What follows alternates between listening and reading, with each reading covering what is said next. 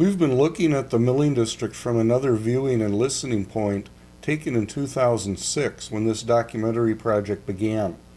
The view is from directly under the I35W bridge. The sound you heard was traffic.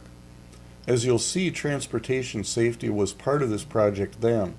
The 2008 interview and speech excerpts in this segment are with three Republicans, current State Representatives Kathy Tingelstad and Jim Abler, and former State Representative Lyle Schwarzkopf. All the other video was done in 2006.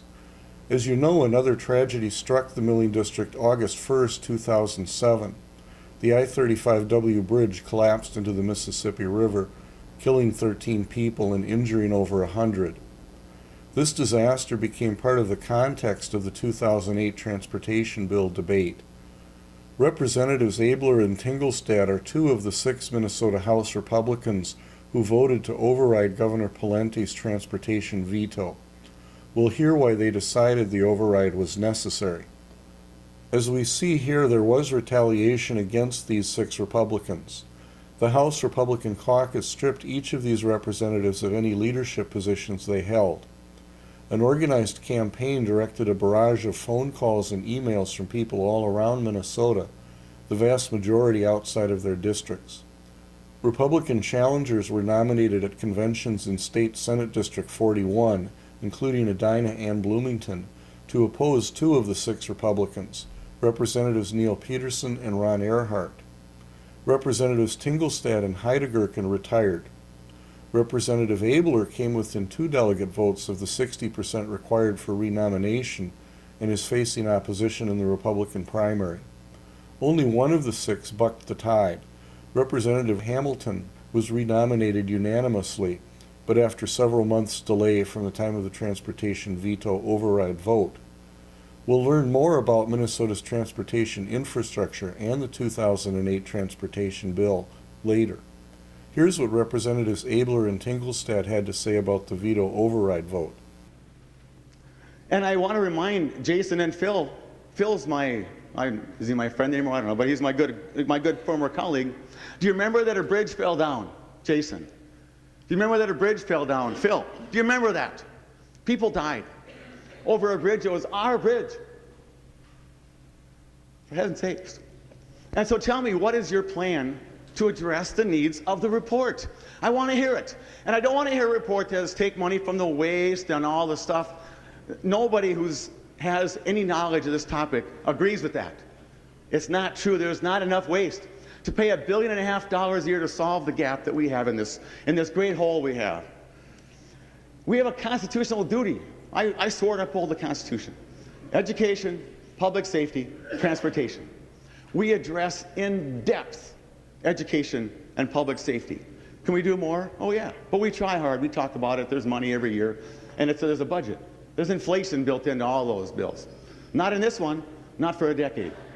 We have a duty. People said, well, what about your career? My career here? Well, how can you dare to go against all these people who are obviously going to hurt you so badly politically? And I think, this isn't my career. My career is in Anoka. My career is serving people as a chiropractor. My career is serving my family. I hope none of us think of this as their career. It's a great place to come. It's a great place to serve. So I tell my kids, do what's right, whatever the cost. And so the time comes when I have to do what I believe to be right against some very good friends of mine, against the people who have supported me through 5 elections, who have given me money, who I respect and who I like, and I have to say, I don't agree with you. I'm sorry. I have a job to do. You elected me to go and do a job. My pastor once told me something, I've never forgotten it. He said, it's never wrong to do the right thing. It's never right to do the wrong thing. It's never too late to do the right thing. I never forgot that. I tell my kids that.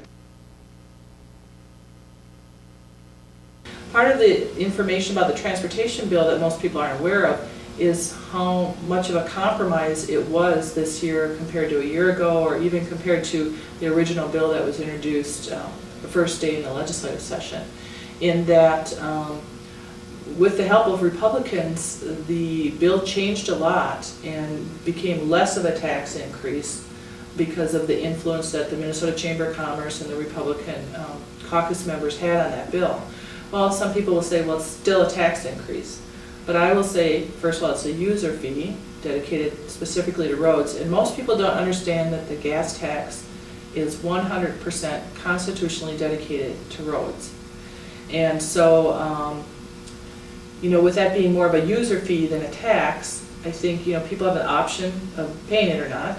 And then also just the extenuating circumstances of the years and years of need and demand, complicated with the I35W bridge collapse.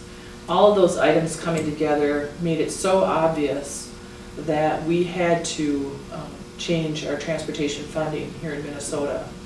And certainly with the Chamber of Commerce, typically a Republican organization, the Chamber of Commerce came on board with the final bill. A lot of business support, a lot of businesses saying, unless you change your transportation funding, we are going to leave this state.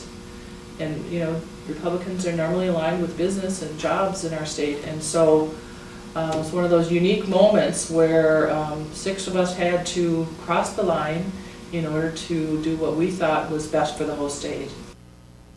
The people who founded and built the Minneapolis park system thought ahead 100 years.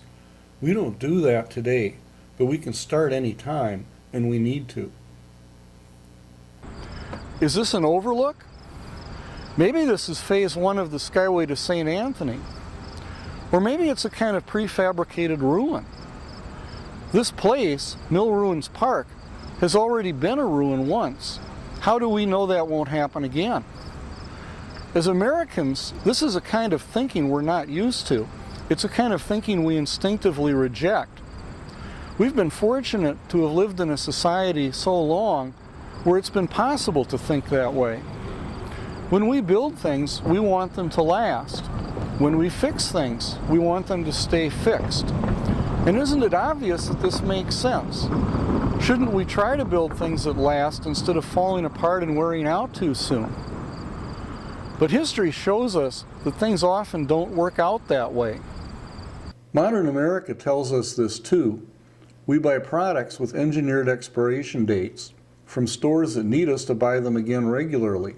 We have a term for this, planned obsolescence.